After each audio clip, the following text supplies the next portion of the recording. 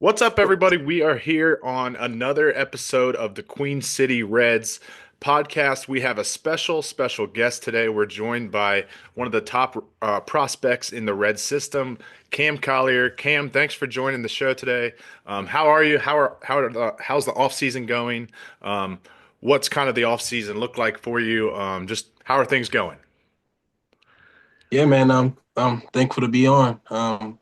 Everything's going pretty well. As we're getting closer and closer to spring training, and just ramping up, getting more to game speed stuff, and just locking in on what I need to do to come into next season better. So yeah, just being at home, working with the family, working with my guys, and just getting better.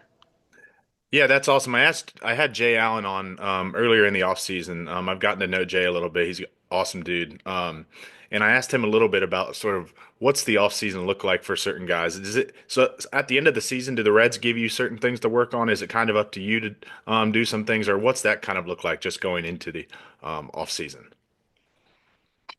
So so I think at the end of every season we get like a player plan, and it's basically just running over what we need to work on, what they liked, what they want to see improved, stuff like that. So that's kind of the thing they'll give you to see, like them telling you what they want you to do, or what they feel like you're doing well.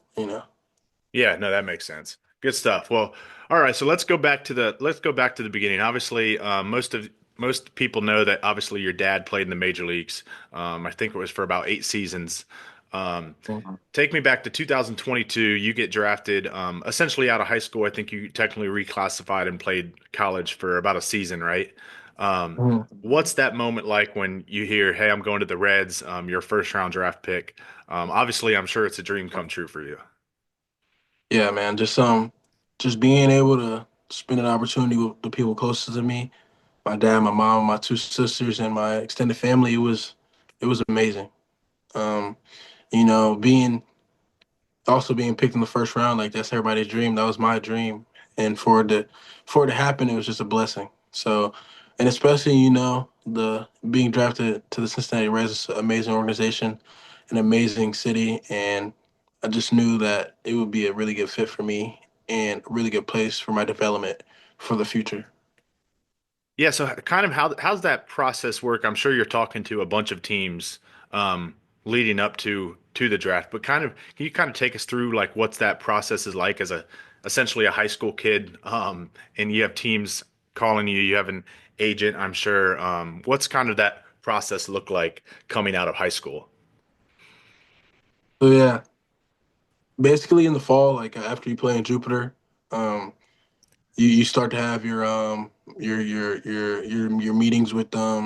meetings with teams, like you're meeting some scouts, you're meeting some directors, that's when it really starts. And then when you start getting to like and then after the season, of course it'll starts to ramp up, and then of course we have the combine now. So you'll go to the combine, you'll meet with a lot of teams, you'll meet with the teams that want to meet with you. And basically that's really all. It's just a lot of interviews, a lot of talking on the phone, a lot of conversation, really. Yeah, a lot of things you got to make sure you say the right things and don't say anything Yeah, crazy. I'm yeah. sure. I'm sure you feel like you're getting grilled. It's funny, you always hear about like the NFL draft or NBA draft, and you hear about guys getting asked some crazy questions. So, um, Yeah. all right, so you get drafted. Obviously, I'm sure it's a whirlwind. After that, the Reds probably get on the phone with you and say, I know they ship a lot of guys out to Arizona and get started. What's kind of the process like from the moment you get drafted to, all right, now you're in Pro Bowl or Pro Ball, and let's go. Let's start, getting to work.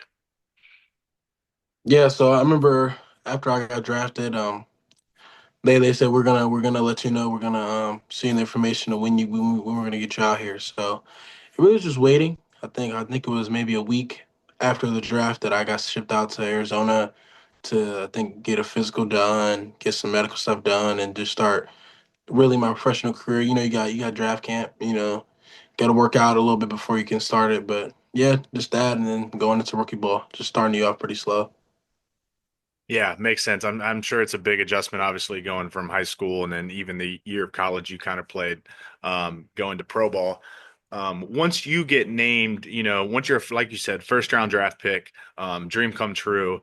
Obviously, that also comes with a lot of expectations. And your name starts get thrown around as a top prospect, and you become one of the Reds' top prospects. Does that for you add any kind of pressure? Do you kind of just do your own thing and don't even think about that? How does that work? I know everybody kind of deals with that type of thing differently. Yeah, I would definitely say my first season. I allowed it. I allowed myself to put too much pressure on myself, looking at that stuff and trying to be perfect, trying to be this, trying to be that, and like it's just learning experiences. So at the beginning, I had that feeling. Not so much when I just got drafted and went to the ACL, but really that first full season. But yeah, that afterwards, after a full season, you learn that it's not the end of the world. Like you can go out there and just play your game. Yeah, absolutely. And I mean, I think that's a normal experience, as an 18-year-old kid to be like, "Hey, I'm a first round draft pick." Like, it's my dream come true. Like I want to go do things fast. But that's what's Mhm. interesting about Major League Baseball. Obviously, it's not like the NFL or the NBA where you get drafted and you're on that team immediately. You still got to, work your way through the system. At Major League Baseball is a little different like that. So you kind of hit my next question a little bit there. Your 2023 season, obviously, you went through some struggles, but again, you're just 18 at the time. Um, what was the season like for you going through, the first real season of pro ball? Probably going through, I assume, struggles for probably the first time in your life as someone who's just, come up and dominated at baseball every time they put on a uniform. What's that season kind of like for you? Yeah, man. So it was pretty rough. It was the first time I had ever struggled for a long period of time and just couldn't get out of it immediately. So yeah, it was mentally tough. Like again, you said I was 18 years old. I'm in pro ball. These guys are the best of the best, and they're coming at me every day with their best. So it was just a struggle. But I feel like I wouldn't have grown and I wouldn't have become a better player without the struggle I had that year. So just dealing with that struggle and dealing with the getting out of a funk, it helped me at some points. But yeah, the first season was rough. Yeah, man, baseball's crazy because you go 3 for 10 and you're a Hall of Famer, Yeah. and it's a mental game. I mean, I've compared this before, but I play a lot of golf, as you can probably see in my background, and like golf's the same way, man. Like you hit a couple bad shots and it gets in your head, and you just gotta keep grinding. So, Just gotta keep um, going. it's crazy, man. It's crazy. But, all right. So a little off of baseball, a little bit. I asked Jay this question as well when he was on. What do you say the road trips are like for you and obviously high A ball? People think of, the major leagues and you think you just, you're on these charter jets and you have all the great hotels, but obviously minor league baseball is not that. You're on a lot of buses and that type of stuff. And then do you have any friends that you're closest with? I know this season was really cool with the Dragons. You guys made the playoffs for the first time. And I think it was the first time in 7 years that the Dragons have made the playoffs. And just a lot of really good prospects on that team, and it just seemed like that team played with a ton of energy. It was cool to watch. Yeah, man. That was some of the most fun baseball I've ever had the opportunity to play. And being able to play with that group of guys, like we had all our guys on that team, like just like you said, Jay, Jorge, Sal.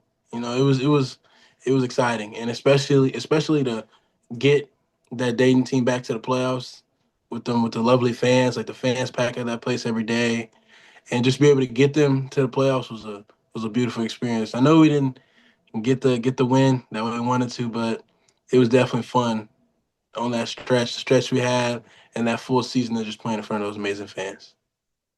Yeah, that's awesome. And then the road trips. Are you someone that sleeps? Are Uh, you someone that plays cards? Are you just listen to music? Are you just bored out of your mind on the long bus rides, or what are you kind of doing on the minor league long bus trips? I would say like at the beginning, like in Daytona, they weren't as bad. Like they were maybe 3 hours, 4 hours. But getting to Dayton, like now they're 6, 7, 8. So I had to stop sleeping. I had to stop sleeping because we play on those Tuesdays. So I would sleep all the way until we get to the field, and I wake up and now I'm sluggish. So I had to just start listening to music, watching shows, and just really just chopping up with the boys. That's really all you can do. You really have to just try to stay up and just enjoy the ride and just enjoy the ride because it's long. You got to do it. You got to do it there. You got to do it back. So you just gotta find things that you enjoy and just figure out if you can do it on the bus rides. Yeah, I'm sure, being on bus rides and not, luxurious planes and stuff, that only makes you closer with all your teammates. And that's probably what a part of why you have, such close-knit teams in the minor leagues because of that reason you're spending so much time with the guys. And like you said, I watched a ton of Dragons baseball this past year and it was a fun team to watch for sure. Um, Going into that, let's talk about the 2024 season a little bit. Obviously, some ups and downs as well, but you had overall a great season. You made it to the Futures game. You won Futures game MVP. You had the game at the end of the season with 3 home runs. Were you happy, would you say, overall, of how you kind of bounced back in 2024 after, like you said, kind of you struggled a little bit in 2023? Yeah, I was definitely I was happy with myself. Uh, I felt I played a little bit closer to the player I know I really can be. So I took it as a win. But like you said, like it was always just that consistency. Just that struggling I had, and just like just another thing to build off of. But I would definitely say it was a step up from last year. Pretty decent. Which moment did you like more this season out of those two? Would you say as the 3 home run game or winning Futures game MVP? I would definitely have to say Futures game MVP. Like my whole family was there. Um, a lot of coaches that I grew up with who've seen me from a baby. Now they see me in this. They were there. A lot of my friends were there. Like we're literally front row. So That's when I awesome. when I when I when I was crossing when I was running third base, I looked over and I saw them right there just cheering. So that was definitely like the best experience from the season. Yeah, and you're on a national, you're on national spotlight there as well. It's on TV. Obviously, a lot of the Dragons games aren't on TV besides like the minor league TV that people can buy separately. But yeah, that's a cool thing, for sure. So obviously, some ups and downs, like I said, this season, but that's baseball. Everybody goes through slumps from time to time. Would you say that you learned from 2023 when you were going through struggles, how to deal with it better this season of kind of like, hey, I've been through this before. I know how to get through it. Just keep grinding, keep working. How would you say you've kind of learned on that sense of things? The biggest thing I learned about the struggling is like before I would just let myself get into a mental rut and I wouldn't allow myself to get out of it. And this year I allowed myself to just say, man, it's baseball. You're gonna struggle. Like these guys are really good. You just gotta fight it out. You just gotta keep playing. You just gotta keep going out there doing your job. Gotta keep going out there working hard, and eventually it'll come back. Like you'll play your best. You'll be the player you could be again, and you just gotta be mentally strong. So that's really the switch I made. Just try to be mentally stronger as the season go on, and just not allow myself to get into those long ruts. Yeah, that's great. I think baseball another thing like sometimes you hit balls hard and sometimes they go right at people and if you let yourself get defeated on those types of plays, I mean, you're always going to be kind of mentally drained, I feel like, in baseball. Are you superstitious at all? I know some baseball players have certain things they do that they're superstitious to get out of ruts or to stay hot or whatever it may be. Do you fall in that category or not really? I would say I am. Like I'm always the guy that's gonna be like, if I do this, I won't do that. Like I gotta do this before the game. And if I don't do this for the game, I know I'm gonna have a bad game. Like I said, like if I don't go grab something from the lunchroom or grab a water or something or grab some Gatorade, I'm not gonna have a good game. So I ended up just turning that into a thing I do every day. So I guess that I think that's a superstition. Yeah, I But would say so. right. I'm that way as well, so I completely get that. Two more questions here. This one I didn't tell you in advance, so I apologize for throwing this on you, but I thought of it after I sent it to you. How would you how do you see yourself kind of progressing defensively? I know when a lot of people talk about you it's all about offense, and you're a great hitter, and I know defensively, people just don't pay attention, obviously, when you talk about prospect rankings defensively as much because it's not as exciting. But how have you seen yourself kind of grow defensively? I know you played mostly third base so far. Yeah. So I've definitely grown a lot in aspects of being a better defender. But again, it's the same thing with my hitting. Like I know at this point my defense is a little behind my hitting, but it's all about like it's just getting better every year with that too. Just putting more emphasis on my defense, just getting better every year. It's like this offseason I've tried to put a really big thing on that defense and getting consistent, and just being able to be somebody that's reliable, So, that's really what it is. Yeah, no, it makes sense. And I think as obviously um, as someone who's a great hitter growing up and someone that's a first round draft pick, when you're in high school, it's probably easy at times to not care as much about defense and just worry about hitting. So I'm sure it's Yeah. probably one of those things. Your first couple years in pro ball, you kind of got to put more emphasis on defense a little bit. So Yeah, last, because these yeah, guys, go ahead. oh, No, go ahead.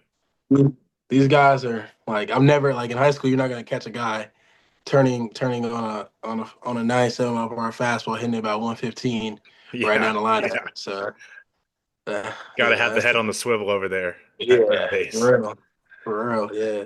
All right, so last question here. We won't keep you too much longer. I appreciate your time, Cam. This has been awesome. Going into the 2025 season, first of all, I guess do you know have any idea where you'll start the season at this year? I don't know if you have any of those discussions yet. And then do you have any kind of goals for yourself that you want to, make sure you hit in 2025? Or are you just kind of taking it one day at a time and you want to just get better kind of every day?